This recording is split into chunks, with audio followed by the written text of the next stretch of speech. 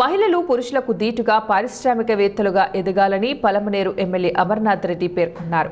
పెద్ద పంచాని మరియు గంగవరం మండలాల్లో స్వయం సహాయక సంఘ సభ్యులకు శనివారం ఆయన ఈ సైకిళ్లను పంపిణీ చేశారు.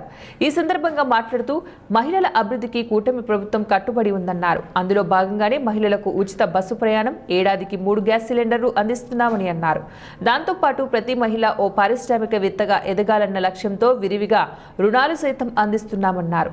రాష్ట్రంలో ఏ ప్రభుత్వమైనా ఎక్కువ కాలం కొనసాగితేనే అభివృద్ధి, సంక్షేమం పరుగులు పెడతాయని అన్నారు. ప్రజలు, మహిళలు ఈ విషయాన్ని గమనించి రాబోయే ఎన్నికల్లో సైతం కూటమి ప్రభుత్వానికి మద్దతుగా నిలబడి అభివృద్ధి, సంక్షేమానికి బాటలు వేయాలన్నారు. పారిశ్రామికవేత్తలుగా ముందుకు తీసుకురావాలనేటువంటి మంచి ఉద్దేశంతో ఈ కార్యక్రమాన్ని చేస్తా ఉన్నాం.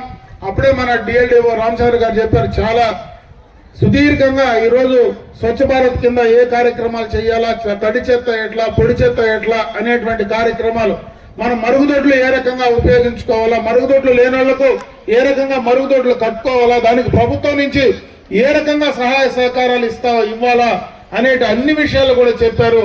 ఆ కార్యక్రమాన్ని కూడా ఈరోజు ప్రభుత్వం చేసేటువంటి కార్యక్రమాలు ఖచ్చితంగా చేస్తుంది.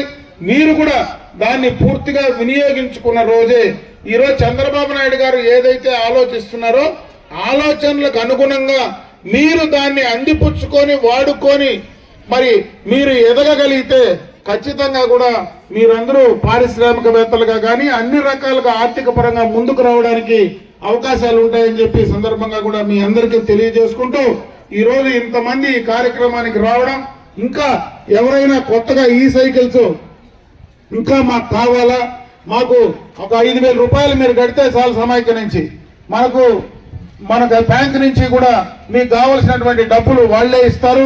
మళ్ళీ ఈఎంఐల రూపంలో కూడా దాన్ని కట్టుకునేటువంటి అవకాశం ఉంటుంది. కాబట్టి మీ ఇంట్లో ఇంకా ఎవరైనా పిల్లలకు కానీ ఎవరికైనా వాడుకోవాల్సి వస్తే సబ్సిడీ రూపంలో వాటన్నింటినీ కూడా మరి సక్రమంగా వాడుకొని ముందుకు రావాలని చెప్పి మీ అందరికీ కూడా తెలియజేసుకుంటూ ఈ ప్రభుత్వం ఇచ్చేటువంటి సంక్షేమ కార్యక్రమాలు, ఎందుకంటే దాదాపు 20 నెలల కాలం కావస్తా ఉంది కూటమి ప్రభుత్వం ఏర్పాటై.